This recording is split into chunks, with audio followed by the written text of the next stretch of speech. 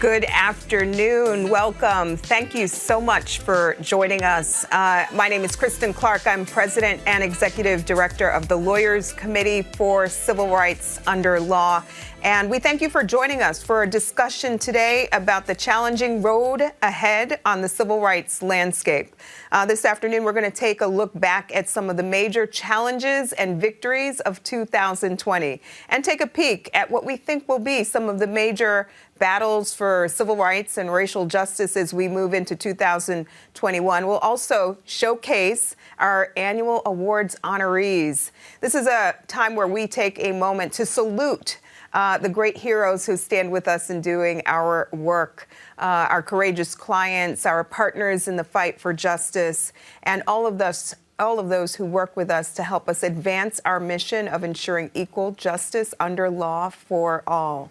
We've got a very engaging and exciting program in store for you today. But before we begin, I want to toss the floor over to my good friend, Roland Martin, who is the host for today's program. All right, Kristen, certainly appreciate it. Glad to have all of you here for this celebration. First of all, recognizing the great work that folks do in the area of civil rights and law. Hugely important in this country, especially when we see what is happening all across the nation, especially right now where all eyes are on Georgia. And I want to start there, Kristen, because what we're looking at, we just saw in the most recent days where you have Republicans who want to change the laws that they changed that made it easy for folks to vote because Joe Biden wins Georgia. And this reminds me what happened in 2008 when Obama wins North Carolina by 14,100 votes. Republicans were like, oh, no, we got to change this because we can't have that. And that's what we're seeing. What we're seeing is the attack on voting rights is all because they want to shrink the populace of those who are able to vote in order to win. It's not about, hey, this whole notion of democracy and, everybody gets right to vote. No, that's really not what this is all about. And so y'all are in a constant battle from all parts of the country in this area. Yeah, 155 million Americans made their voice heard. And this is remarkable because it was all done during a pandemic. And through our work at the Lawyers Committee for Civil Rights Under Law and our nonpartisan election protection program, we were busy in the courts this year, really using the courts to beat back states that were not doing enough to acknowledge the pandemic and the ways in which the pandemic made it harder for people to vote. We brought countless lawsuits to fight for equal and open access to absentee ballots, to fight for more drop boxes to give people options to return those ballots. We fought to lift some of the unnecessary restrictions that voters were up against. And you're right, Roland, right now what we are seeing is quite remarkable. The election is over. It's been over for over 5 weeks now, but there are states that are working feverishly to, call into question the integrity of the 2020 election. But what we also know is that they are going to be, many states, actively working to roll back progress and to roll back gains. And so this is some of the most critical work that's going to be really kind of defining and shaping the work that we do going into the new year. And it really is an attack on black people. When you see the targeting of Metro Atlanta, Philadelphia, Milwaukee, Pennsylvania, this is a direct attack on black voters. Yeah, I mean, we don't look at this work through a partisan lens. For us, it's about whether black voters and voters of color get voice in our democracy. And you are exactly right. There have been about 50 lawsuits filed since the November election, and many of those cases put a target on the backs of black voters and voters of color. And so, we have filed gotten involved in about 17 of the 50 or so cases that have been brought. And we're getting involved in these cases because we want to make sure that black voters in particular are not disenfranchised by what seems to be a naked power grab in the wake of the November election, an attempt to call into question the integrity of the election. We also have to, we often talk about what is going on here and how this is crazy. It's a joke, but it really is an extreme danger to this republic. To have the state of Texas, my home state, the idiot Attorney General, and I will say that without any problem, Ken Paxton, who's also under federal investigation, to file a lawsuit joined by 17 other states led by Republicans to sue Georgia. And then today, 106 House Republicans have signed an amicus brief asking the Supreme Court to literally overturn the will of the voters. You know, we believe in the rule of law, and we believe in ensuring that everyone has voice in our democracy. And the one thing that I've been heartened by is that courts are tossing these cases left and right. None of these cases are proving successful. And this latest case brought by Texas that's now in the hands of the Supreme Court, I am confident will be rejected. We're going to move to make sure that we have our voice heard in this case and stand up for black voters. But, you know, we'd have to essentially be tossing the Constitution out the door where the Supreme Court, 5 weeks after the election, take up that case from Texas and do anything in any way that silences the 155 million people who had their voice heard this election cycle. But you also have, when it comes to the issue of civil rights, this executive order that Donald Trump signs that people don't understand how far-reaching it is. Rosa Clemente, for instance, had a speech canceled because it dealt with the issue of speaking about race. And so now all of a sudden, that thing now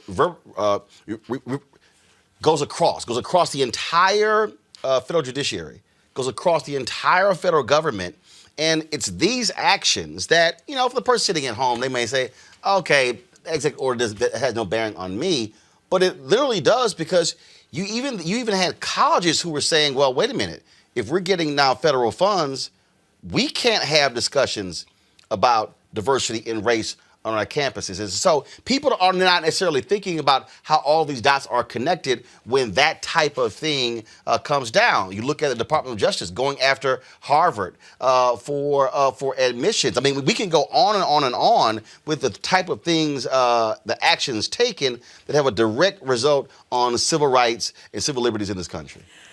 There is a lot of work to be done to clean up the damage. There's going to be a lot of work in the road ahead to repeal executive orders like the one you're talking about, an executive order that threatens to take away federal funding from entities that want to conduct anti-racism training.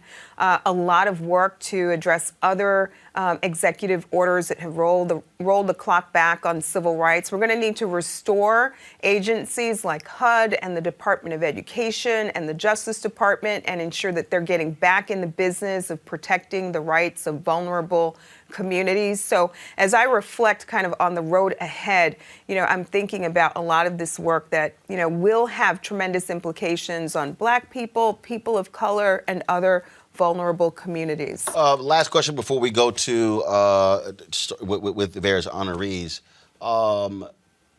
Just really explain for the folks who are watching who really don't, I dare say, don't understand literally the day-to-day warfare, the day-to-day legal warfare that is happening in this country with Lawyers Committee and LDF and ACLU and all these groups. And then you have what's happening on a state level as well. I mean, y'all are literally engaging in a legal war every single day to protect what we've already gained. Forget trying to create something new, but just to protect where we are today. Every day, you know, I am reminded that we've made great progress when it comes to racial justice and civil rights in our country, but we know that those gains are fragile, and we've seen that over the last few years, that it is easy to roll back progress. And I am proud and honored to lead the Lawyers Committee for Civil Rights Under Law. We've been on the front lines of the fight, working hand in glove with organizations like the NAACP, like the National Urban League, like the Legal Defense Fund, and National Action Network, and so many others. And we just recently sat down with President-elect Biden and Vice President-elect Harris to lay bare what we think are the core civil rights priorities for this next administration. And I'm really confident that working in partnership with law firms across our country and with our clients who courageously stand up with us every day, that we'll be able to really advance the cause of racial justice in our country. Which also means that, look, let's be clear. Y'all are going to have to push him. The job of the lawyers community, the job of civil rights groups, the job of people like Untitled Freedom and the New York Justice League, and I mean I can go on and on, Black Lives Matter as well, is understand we are not here for the status quo. It is to push you as far and hard as you can go, because this is about, again, when you go to that Supreme Court, you know, it's equal justice under law. That's what it's about. And the bottom line is some folk don't like being pushed, but tough. That's what happens when you run for president and you win. Yeah. Well, I deem that our job every day to agitate for change, to push for the highest levels possible when it comes to justice and equality in our country. And we have agitated for the past 4 years, and we will continue to agitate in the road ahead. That is our job. We will not accept mediocrity when it comes to safeguarding the fragile rights of vulnerable people in our country. Well, same goes for the people who we're honoring today. So let's go to our first one. All right, so our first award today goes to Gay Johnson Mcdougal, who we're recognizing with our Lloyd Cutler Award. We're also going to be honoring a series of folks today, but actually, let me kind of kick things off, Roland, by just saying a quick word about the 2020 census, because, you know, we had a brutal fight over the last few years pushing for a fair and accurate census count of all people in our population. This issue is really critical because census data is used to ensure the fair distribution of billions of dollars in federal funding. That census data is used for redistricting that happens at every level in our country. And I want to talk about the fight for a fair 2020 census, and that was a fight carried out in partnership with the law firm Latham & Watkins. And maybe we can bring in now my colleague Ezra Rosenberg, who co-leads our voting rights project at the Lawyers Committee, to talk about some of that work and why it's so critical. Thanks, Kristen, and hi, everyone. It's really an honor to be here today. One of the most important things that the government does, that the federal government does, is the census. It's the only thing that's in the United States Constitution that specifically says that the government must do this one thing, which is every 10 years count everybody. And it's important because, as Kristen says, it tells you who's going to represent you in every level of government, and it tells you how much money your communities are going to get for hospitals, for roads, for schools. And historically, communities of color have been drastically undercounted by the census. And that's why the Lawyers Committee has historically been active in making sure that there's a full and fair census count. And last year, we fought to get rid of the citizenship question that the Trump administration tried to add onto the census, because that would have reduced the response rate of communities of color. And this year, we fought on two different fronts. One, to get rid of an executive memorandum that would strip undocumented immigrants from the census count, and the other had to do with how the count itself was going to be handled. And we were lucky. We were lucky to have a firm, Latham & Watkins, and one of its leaders, Sadiq Hassani, to fight with us shoulder to shoulder and to make real and effective change. And we're honoring both the firm, Latham & Watkins, with our Robert Mueller Award for Pro Bono Firm of the Year, and Sadiq, who happens to be a board member, as the best new board member of 2020. The partnership has been fabulous. I've not seen a firm that has, under such extreme pressure, worked so expertly and so creatively and so collegially and gotten the results that it's gotten. And we're thrilled today to have both Sadiq here and Melissa Sherry here. And Melissa has been just a fabulous leading advocate in at least a half dozen hearings and a hearing before the Ninth Circuit Court of Appeals on these two cases. So we thought we'd have a little chat with them about what they've done and about the census. And Sadiq and Melissa, I don't know who wants to field this, but tell us a little bit about why you and your firm thought it was important to work on these cases. You're on mute, I think. Now I'm unmuted. Thank you so much, Ezra. I'll start and then I'll turn this over to Melissa, who's been leading the charge in so many ways with me and dozens of our colleagues at Latham. I joined the board of Lawyers Committee early this year, and boy, what a year 2020 turned out to be, right? It became filled to the brim with opportunities to do good work, and I watched in awe. I'll just start by saying I watched in awe as the Lawyers Committee has risen to every challenge, pole vaulted over it repeatedly on matter after matter, case after case, including with respect to the census and the apportionment matters that we had the great honor at Latham of being brought into and helping lead. The matters matter to us, right? The census matters because, as Kristen said earlier, and Ezra, as you alluded to, it touches on federal funding, it touches on apportionment in the House of Representatives, it touches on absolutely everything that the government is involved with over the course of the next decade. The census happens once every 10 years. And what's so critical about it, and it sort of is a broader issue in that making sure every person counts, making sure every person is counted is such an important part of all of those aspects, but also philosophically in this country. We've had the opportunity at Latham to join in, and we did that because of the importance of that issue to not just the country as a whole, everybody that lives in here, but in particular to communities that are hard to count, to communities that have been undercounted historically. We're talking about immigrants of all stripes. We're talking about communities of color. We're talking about Native Americans, and we're talking about those that are experiencing houselessness. All of those individuals in past censuses have not been counted commensurate with their actual numbers, and that has all sorts of repercussive effects over time. So when Latham when you all reached out to us, the Lawyers Committee at Latham, we jumped at the opportunity to be a part of making sure that everyone actually was counted and is counted. And that fight is ongoing. As you alluded, President Trump passed a memorandum in the summer that seeks to exclude undocumented immigrants from being used in the apportionment counts, and we're part of that fight, which is now up to the Supreme Court.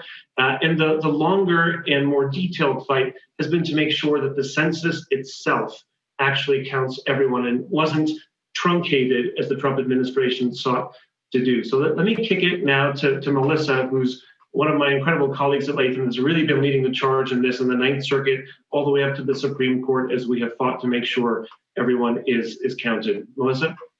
Yes, thank you. And thanks for having us here today and recognizing Latham for its work. But, even more than that, thank you for giving us the opportunity to work with you on these cases. To answer your question, I almost feel like the answer is how could we not?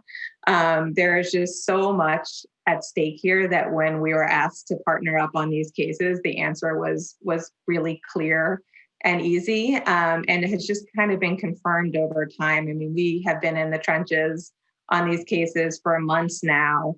And there is still a lot to do, but looking back, it's just amazing to see what we've been able to accomplish working together. On the count side of things, every person matters, every day matters. That's been our mantra throughout this entire case. And because of this litigation, the Census Bureau was required to count for weeks longer than it wanted to, and millions more Americans were counted as a result of this litigation. It's just amazing to see everything that we've done and all the effort we've put in actually come to fruition, and to see some results. Like Sadiq said, one of the cases was argued before the Supreme Court recently, and to be able to watch the U.S. government, the Solicitor General, to have to stand up before the court and say, because of the California litigation, we are not going to get the total population numbers to the president by the end of the year. That was a really great moment for us to be able to see that. And so it's just been such a tremendous experience. And in what has been a truly challenging year, it's really moments like this and cases like this that remind us all that the fight is worth fighting, and that there is more fight to be done in the coming days, weeks, months, and years. Thanks, both of you. And I want to emphasize that there were probably at least a dozen different lawyers who were working on these cases for Latham. And I'm sure it's more than that. Those are just the names I saw. And they were doing this for free. And it is really just a testament to the firm and a testament to the lawyers that you see here, Sadiq and Melissa and everyone else. And it's just been a pleasure for me to work with them. I could go on talking to them forever, but we have a lot of other honorees. And Kristen, I'm going to kick it back to you. Ezra, and thanks so much to our partners at Latham and Watkins, who fought tooth and nail to make sure that we could do all that we could to get a fair and accurate 2020 census. The big democracy work that lies ahead is redistricting, and without that fair and accurate data, we won't have the building blocks to get fair maps for our school boards, city councils, state legislatures, congressional seats, and more. So a really important fight, and we're so grateful for Latham and Watkins standing up with us. So we're going to go next, roll into events that have been happening in Graham, North Carolina. And, people have been marching for Black lives and making clear that Black Lives Matter all year long. But people have also been connecting the power of the right to vote with the power of protest. And that's exactly what folks in North Carolina have been doing this season. They have been taking to the streets to peacefully, demonstrate and march to make clear that we will not tolerate racial violence and police violence in our country, but also to make clear that Black people will exercise the most powerful right to vote. And so we're going to honor some folks in North Carolina who have been doing some remarkable work. We're going to hear from Reverend Gregory Drumright and Quencelin shortly, but I just want to acknowledge kind of the battle that's been unfolding in Carolina this season. And of course, so what we're talking about is that what took place as they were on the last day to register in North Carolina, the police there pepper sprayed them. That's right. That story went national. If we have that video, let's go ahead and roll it. That story went national, and it caused, and in fact, when we interviewed Reverend Drumright, one of the things that he told us was that there was one brother who joined them there. And he was unable to. Now, this video here, of course, you're seeing that was at the George Floyd funeral. But what happened was they were protesting. There was a brother we talked to when we talked to Reverend Drumright. He said there was one guy who showed up and was really pained that he never got an opportunity to actually vote. And we're seeing these actions taking place. And look, I mean. I love the people who somehow think that, protesting is old. Well, the reality is we still see protests happen in places all around the world. So it's amazing if other folk around the world have figured out that protesting still works. It's crazy for us to somehow think it doesn't work here. But it is still about the people who are on the front lines, who are putting their lives on the line on the streets to actually fight for civil rights and voting rights. That's right. Civil rights lawyers, you do the work. We're in the courts fighting the battles, but we could not do this work without our courageous clients. So I want to bring in Reverend Gregory Drumright to talk firsthand about what's been happening in North Carolina. Well, good afternoon to everyone, and thank you for this opportunity. What is happening in North Carolina is not unlike what happened in Selma, Alabama. As a matter of fact, everyone around us is saying that it feels like Selma 2020. We have been fighting against racial inequality, bigotry, and bias white supremacy, Confederate monuments that don't seem like they're going to be coming down anytime soon by the hand of public officials. We've been fighting a Bull Connor-esque sheriff and local police department, which actually kept folks from getting to the polls, registering and voting on the final day of one-stop voting on October 31st. So we've had our hands full. The justice community of organizers, our coalition, Justice for the Next Generation, Alamance Alliance for Justice, you'll hear from Quinceland in just a moment, and so many more organizers from up and down the East Coast are joining us in these streets, and the movement has been growing by thousands. Thank you, Reverend Drumright. And it's heartening to see you there with the young leaders who have been leading the fight on the ground. I want to bring in Elizabeth Haddocks, who is one of our extraordinary attorneys at the Lawyers Committee for Civil Rights Under Law, who has filed a very important lawsuit to protect the sacred civil rights of Reverend Drumright and others. Elizabeth? Yes, well, the lawsuit is actually the second lawsuit we filed against Alamance County Sheriff Office in just a matter of less than 6 months. The first one was actually, which Reverend Drumright was also a plaintiff on, was filed on July 2nd after about the county's policy of prohibiting protests there at the Confederate Monument, which of course, like most in many towns across the South, sits right in front of the historic courthouse. It's also the site of the historic lynching of Wyatt Outlaw, the first elected official in Graham back in 1871. And so that is the place where Reverend Drumright and Quinceland Ellison and so many amazing people have led others to gather to speak and protest. And the suit that we filed on November 2nd, just a couple of days after the October 31st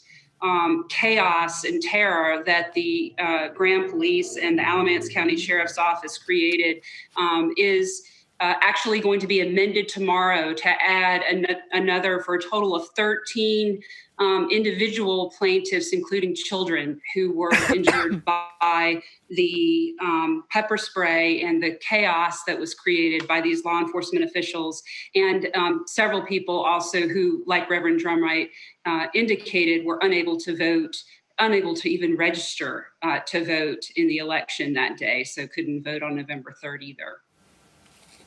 An incredibly important lawsuit that we have filed to protect the rights of those protesting in North Carolina, brought under Section 11B of the Voting Rights Act and the Ku Klux Klan Act.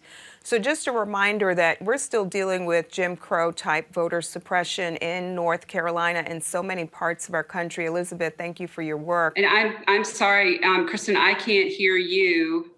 So if... Let's see if we can get that worked out. To get it worked out where she can hear us. And so let me know if we have her back. Is Quinceland there?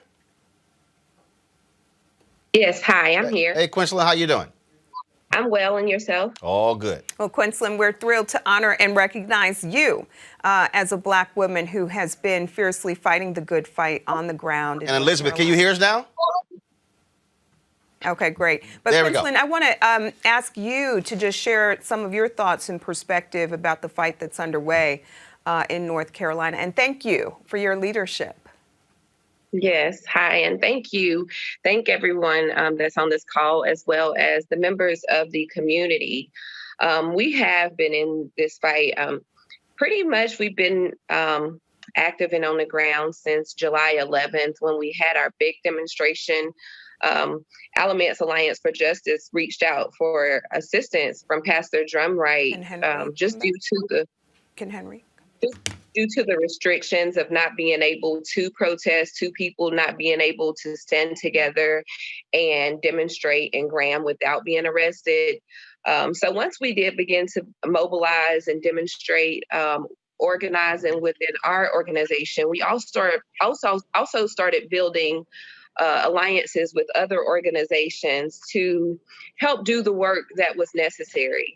Here in Alamance County, we are greeted with so much force and tension from law enforcement. We spend weeks of planning. Our organizing works for the purposes of not being considered or not being perceived as violent, or not people not anticipating us coming to the town and rioting. So we spend time planning these demonstrations to make sure that we come in peace, and we have the message being clear that we're coming in peace, and also so that way we're all on one accord, because as you can see what happened on October 31st. But one important thing I really do want to mention, we've been on the ground organizing all summer, since July, pretty much every week. Good trouble, peaceful, not rioting, not damaging property, but we've never been pepper sprayed. But that day on October the 31st, when we were leading marchers to the polls, that's the day that Alamance County decided to pepper spray us and restrict us from proceeding the march to the polls. So I'm grateful that there are people and representatives like the Lawyers Committee and other representatives that are able to assist us with the things that we're not completely aware of, or the legalities and different things like that. That means a lot to us. So as an organization, I'm grateful for our organization, Alamance Alliance for Justice, and for Justice for the Next Generation. And just like Pastor Drumright said, all of the organizers and or individuals that are doing this work is necessary. And even though we may not see huge progress, the little victories that we have are very necessary. Thank you. Well, I want to thank you for your amazing leadership and bring you both back in, because, you know, what I find most remarkable about kind of what's happening on the ground in North Carolina is that, you know, this shows the power of not just lawyers, but lawyers working with the activists doing the hard work on the ground, and, you know, the elected officials. It takes all of these pieces to really have a movement, and you all really represent that. And, you know, we're joined by Ben Crump, the amazing Ben Crump, who has been fighting on behalf of families and communities impacted by police violence for years, and doing so all across our country. And Ben was on the ground in North Carolina. He is always working hard. He's on the ground somewhere. Exactly. He's hopping on this here from the car. Yeah. Ben, where are you? Hey, I am near Orlando, Florida, and when you call Roland Martin, I answer. Well, glad to have you here. Christian is going to take it away with the questions for the panel. Yeah, I mean, Ben, you were standing right by Reverend Drumright's side as he was fighting those recent criminal charges that were leveled against Reverend Drumright in a way that truly felt retaliatory. Why don't you just talk about your perspective about what's happening on the ground in Alamance County? Yes, ma'am, and thank you so much for your leadership, Kirsten. You and the Lawyers Committee for Civil Rights have always been on the forefront. I am honored to work with Elizabeth, who represents the organization and represents the people who have been marginalized, victimized, and disenfranchised in an incredible way. So I want to acknowledge her hard work and standing right there with me, as well as Attorney Jason Keith and representing Reverend Drumright and these amazing young people known Roland Martin as the Justice for the Next Generation. I mean, it says a mouthful. And when you stood in Alamance County and we were having the press conference outside of the courthouse, one of the things that just astonished me, they had this guy in a pickup truck ride through and he yelled out, "Get the hell out of here. Get out of our county." And that was indicative of what voter suppression looks like in 2020. And that's why I think it's incumbent upon national organizations like the Lawyers Committee national personalities like Roland Martin to come and stand with these young people, much in the way like people stood up with John Lewis and the Student Nonviolent Coordinating Committee back in Selma in 1965. And it's so very important because nobody could have predicted what would come of those young people taking a stand in Selma, Alabama, just as I don't think they can predict what will come of the Justice for the Next Generation and the Graham 12 taking a stand for our people to register to vote. And I'll say this last thing, Kirsten. I mean, Reverend Drumright, who's an incredible leader, showed me pictures of the Confederate observance event. They had all these white nationalists with their Confederate flags and semi-assault weapons. And nobody thought they were a threat to the point where they had to arrest them and charge them with a felony. But when young Black people go and exercise their First Amendment rights and they say that Black lives matter, then they become the most dangerous threat in America. There's something wrong with that where you have these two justice systems in America, Madam President. You have when the white nationalists take over the Michigan State Capitol, Roland, as you reported so well, nobody tear gas them. Mm-hmm. Nobody shoots them with pepper spray. Nobody arrests them. But in Florida, in North Carolina, when Black people stand up, these young Black people, they are criminalized and try to be made convicted felons. And we cannot allow that. Well, Ben, thank you for your leadership and for standing up and for literally and figuratively always being on the move. We're grateful to be in this fight with you. And I just want to give the last word to Reverend Drumright and the team of folks that you've got with you. You are the future, and we're so grateful for all that you're doing right now. Yes, this is the, whoa. Okay, so this is really a surprise. This is the first time I laid my eyes on this award that you all sent to us. Thank you so much. I shared this with Quinceland, Alamance Alliance for Justice. I shared this with Attorney Crump, Attorney Haddocks, who's been like, a sister from another mother, this entire movement. Thank you, Elizabeth. I shared this with our local rock star attorney, Jason Key, and the entire organizing community that is fighting for justice for the next generation. Reverend Drumright, thank you for all that you do. And we're just grateful to stand behind you. And we're going to keep fighting with you and do our part to make sure that we are standing up to protect your right to vote, your right to protest. And we're just grateful for you and your leadership. Thank you. All right, Reverend Drumright, Ben Crump, Quinceland, we certainly appreciate it. Thank you so very much. Elizabeth as well. Thank you very much. Hey, keep fighting the power, y'all. Yes, indeed. Yes, indeed. We certainly appreciate it. Yeah. And, I'll just say Quinceland in particular, I feel like this has been the year of Black women who've been on the front lines of so many fights. So just really grateful for her being such a source of inspiration for young Black women across our country. All right, you got the Whitney North Seymour Award. Yes, so it's my great privilege and honor to recognize our next awardee, Teresa Wynn Roseborough. She's the Executive Vice President and General Counsel and Corporate Secretary for Home Depot. She wears many hats.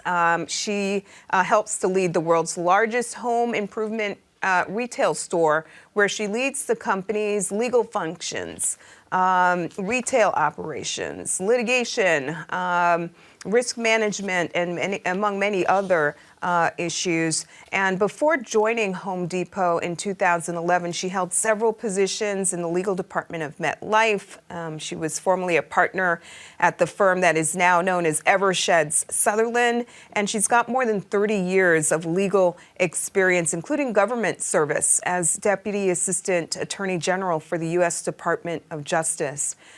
She also served as a law clerk for the late Justice John Paul Stevens on the United States Supreme Court.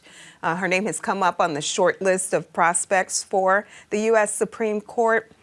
She clerked for Judge James Dixon Phillips of the U.S. Court of Appeals for the Fourth Circuit, and has also worked in the Department of Defense in West Germany. She's an all-star, and she's championed criminal justice reform for many years. She served on the Georgia Council for Criminal Justice Reform, whose recommendations helped to dramatically reduce the over-incarceration of Black people and people of color in the state of Georgia. She supported criminal record expungement programs and pushed to ban the box on employment applications. And she's used her influence internally and externally to promote diversity, equity, and inclusion in the workplace. She's been named on as one of the nation's top 25 influential Black women in business by the Network Journal. And she truly is one of America's top Black attorneys. But, Roland, she is also a member of the board of directors of the Lawyers Committee for Civil Rights Under Law, and her civic engagement and leadership has been just extraordinary. And so I'm really thrilled and honored to get the opportunity to recognize her today, and she's joining us live from Georgia. Teresa, thank you so much for being with us, and thank you for all that you do to advance the cause of justice. Kristen, thank you so very much, and thank you for those humbling words. And I can safely say that I am the least deserving honoree that you recognize today. And it's so amazing to hear the work that's been done by Melissa and Sadiq and Reverend Dunright and Ben Crump, my hero, and Elizabeth. You are the courageous folks on the front lines, and stand in awe of all that you have accomplished and know how many lives you've touched and how many lives you've changed, not just in one moment, but in ways that will resonate through their communities for the rest of their lives. So thank you for all that you've done, and for the amazing partnership that you have with the Lawyers Committee. I echo what Melissa said. I think that it's not just an obligation or a responsibility of our profession to engage in this work. It's really, truly professionally enriching to have the opportunity to be inspired by this type of engagement and to live up to the dream of making our country a better place for everyone. And I just want to take an aside to say that I'm a child of Brown versus Board of Education. I'm a child of Thurgood Marshall and others that came before me and laid a path. But I'm also a child of the culture of service and integrity of the very first law firm that I joined, which is Sutherland, Aspel, and Brennan, now Eversheds Sutherland. And that firm not only embraced me and connected me to the Lawyers Committee, their work with the Lawyers Committee then and now reflects their appreciation of the obligation and privilege and enrichment that comes from using our profession to make communities stronger. And I wanted to call out the examples of leadership provided to me by Randolph Thrower, Bill Bradley, John Fleming, Judy O'Brien, Nick Christakis, and others that have served on this board. And Nick, I just wanted to highlight, you're saying that the announcing Evershed's decision to mark this holiday season with a gift to the Lawyers Committee on behalf of the clients of the firms really deepens the enormous pride I have in having begun my career under the teaching of the great leaders in that firm, including yourself and John, who continue to serve on this board. And I'm privileged and proud, and hope you will allow me to share this award with you. Thank you so much, Teresa. And, as we close out, I know that you are there in Georgia, a place where we are and have been deeply engaged in many battles against voter suppression. What is it like on the ground there in Georgia right now as we get closer and closer to that runoff election? Are you seeing people who are energized? Are you seeing people who are getting their absentee ballots and turning them in? The grounds rate excitement here in Georgia is incredible. But in the presidential election, by this same point in time, 1.6 million absentee ballots have been requested. To date, till yesterday, 1.4 million absentee ballots have been requested. And for there to be a drop-off between a presidential election and a runoff is to be expected. But to have it be this close shows that we're going to have, for a non-presidential election, one of the highest turnouts ever. Really impressed, too, with the fact that people are concentrating on the tools available to extend the election cycle beyond just one day. There's a lot of focus on early voting, on getting absentee ballot applications in the mail. I personally have received 2 absentee ballot applications mailed to me by organizations making sure that I have opportunity to access an absentee ballot. I get 3 or 4 or 5 text messages an evening from organizations saying, hey, I'm Valerie. Hey, I'm Patricia. Hey, I'm Mike. I just want to make sure you understand how to be registered, where you can early vote. Please contact me if I can help you. At Home Depot, we have HomeDepotVotes.com, which is an externally facing website that goes out to all of our associates and makes sure that they know how they can register to vote, where they can vote, where their early voting places are. And I'm proud to announce that we're going to make sure that all associates have at least 4 hours off on Election Day to vote. But we're also trying to make sure that they don't wait till Election Day to vote, that they focus on the earlier period of time. I think that we're going to see strong turnout. It's going to be razor thin. These are hard-fought battles. People know what's at stake for our country and for their communities, but the energy and passion to make a difference is there. And so I feel confident that all of our communities are working hard to make sure that everybody exercises their right to vote. Thanks so much, Teresa. Roland, we need Black women on the bench. We need Black women on the front lines in the fight for justice. We need, Black women lawyers. But we also need Black women in the highest echelons of corporate America who can help to advance the cause for justice. And Teresa is one of those people. So a real honor to get to recognize her today. All right, Teresa, congratulations. Thanks a lot. So thank you.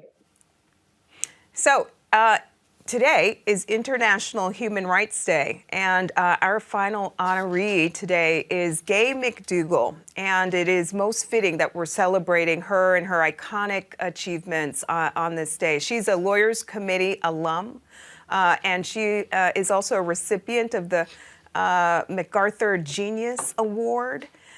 She is somebody who spent her illustrious career working on issues of race, gender, and economic justice, not just here, but in the global context. And she's been a leader on human rights within the UN for over 3 decades. She's served for 6 years as the UN Special Rapporteur on Minority Issues. She's traveled to 17 countries for the UN to study discriminatory laws and practices.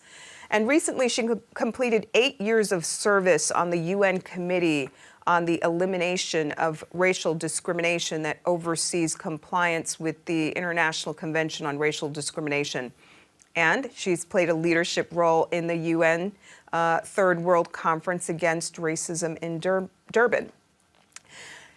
Gay is a woman of great courage and vision and tenacity, and she has been the focal point of many historic moments. She was a member of the South African governmental body that was created to administer South Africa's first democratic elections in 1994, which elected President Nelson Mandela and ended apartheid. And you can see her right there standing by Nelson Mandela's side as he cast a ballot in South Africa's first free election post-apartheid. For 15 years, she served at the Lawyers Committee for Civil Rights Under Law as the director of our Southern Africa project, where she worked closely with South African lawyers to secure the release of thousands of political prisoners from jail. In 2015, the government of South Africa bestowed on her the National Medal of Honor for non-citizens for her contributions to the fight to end apartheid. She spent the next 14 years as executive director of Global Rights, a human rights group that worked with activists in over 10 countries. And she truly has had a trailblazing career that's filled with stories of excellence and achievement. And it's just a thrill and an honor to recognize Gay for her extraordinary achievements in the fight for justice, not just here domestically, but globally. Welcome, Gay, and congratulations. Thank you. Thank you very much. I want to thank the Lawyers Committee for the honor and the beautiful award. And I want to thank the Lawyers Committee for having supported me as you did over the 15 years of my working in and about South Africa and Namibia. Those were truly phenomenal experiences.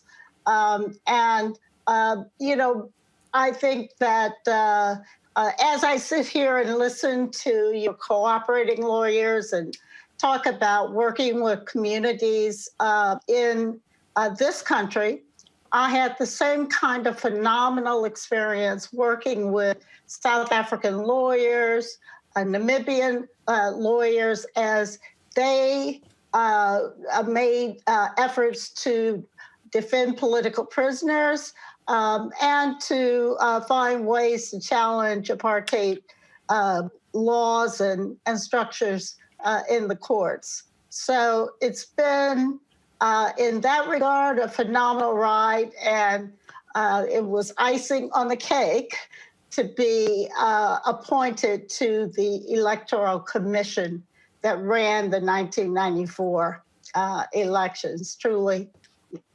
memorable experiences. Yeah, well, that was 26 years ago, and I know that since that time that you have continued to do extraordinary work to advance gender and racial justice. You have traveled many miles, and I'm sure have racked up, quite the load of frequent flyer miles throughout the decades, Gay. But what are 2 or 3 lessons that have really lived with you through your journey? Well, there are a few. I mean, first of all, that there are groups in every region of the world, practically every country, that are forced to live on the margins of their societies. Some are targeted by the way they look, some by their religion, their gender, the language they speak, but they all wind up being the poorest of the poor. And having no voice in government and hounded by the police. But I think the other point that sticks with me is, and this I think we see very much from our own experiences here, is that kind of exclusion ends up hurting or costing the larger society a great deal. Exclusion has a productivity and an innovation cost, but also it creates a democracy deficit that's hard to repair, and the meanness and callousness that goes along with it really diminishes the soul of a nation. Any exclusion that resists changing on the basis of persuasion or of morality or law or what have you, ultimately ends up being forced to change by disruptive means. Right. One clear lesson of history is that people are always opposed being held down too long, and they always win. Right.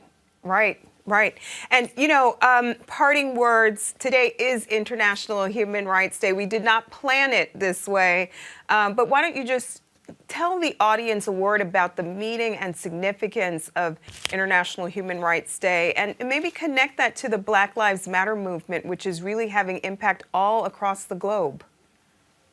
Well, yeah, it is the day that we globally celebrate the adoption of the Universal Declaration of Human Rights. And I would say that this has been a phenomenal year.